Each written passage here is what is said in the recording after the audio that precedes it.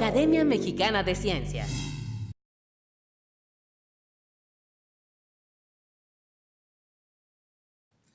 Y es sobre tratar de entender cómo se pueden violar algunos de los principios básicos de la química. Y bueno, entre los sistemas que voy a hablar hoy están algunos de carbono, pero también voy a hablar algunos de boro. A pesar de que él había extrapolado el concepto a la química del boro, él decía que no era posible tener este tipo de enlaces en un sistema como estos, ¿no? Y entonces lo que propuso fue un mecanismo clásico, ¿no? Donde de alguna forma, bueno, se podían estar moviendo este carbono para formar enlaces clásicos y que había un equilibrio entre estas dos estructuras, ¿no? Esto era totalmente opuesto a lo que se supone que había propuesto Einstein años antes, ¿no?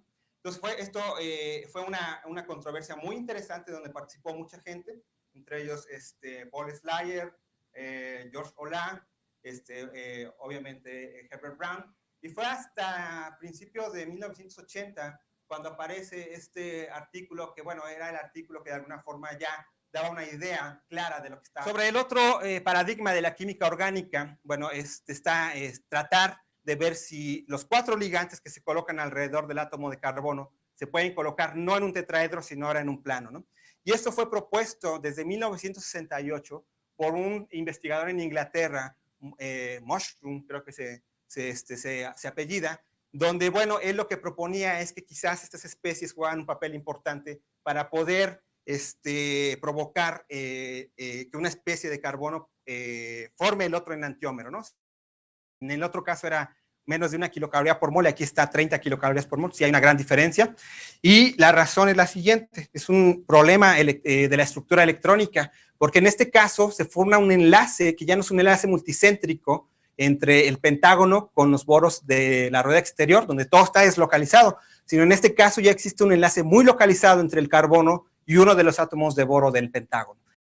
La mayoría de las veces sirve para poder en boranos y carbonanos, que son muy típicos, ¿ok?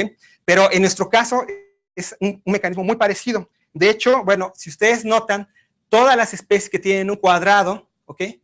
Son las que tienen las barreras más bajas, ¿ok? Quiere decir que se tiene que dar un mecanismo, tiene que haber el espacio suficiente para que de alguna forma se pueda dar ese intercambio y pueda girar. Y por lo tanto decir, bueno, esta especie, simplemente viendo de forma geométrica qué es lo que está pasando, si tiene posibilidad de ser fluxional o no ser fluxional. Entonces, bueno, ya con esto en mente, pues el año pasado empezamos a estudiar un sistema muy interesante, que es la primera vez que se observa un fullereno solamente de átomos de boro. Esto apareció en Nature Chemistry en 2004, donde precisamente ese trabajo pues rompe las reglas del boro, porque se supone que todos los cúmulos de boro eran planos, y es el primero que detectan experimentalmente que tiene una estructura tridimensional y que tiene una estructura parecida a la del C60, ¿no? Entonces fue aceptado en Scientific Reports, ¿ok?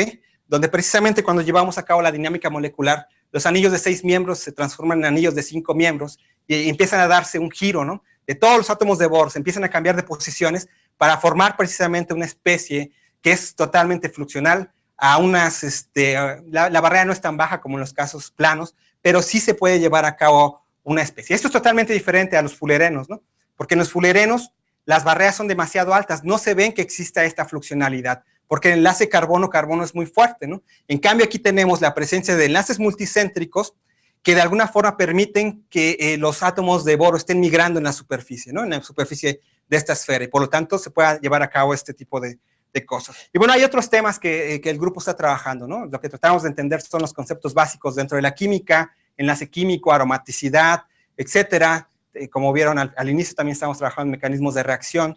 Pero bueno, todo este trabajo, hoy solamente me centré en estructuras no clásicas, y la idea es tratar de dar una idea quizás distinta de lo que es el enlace químico.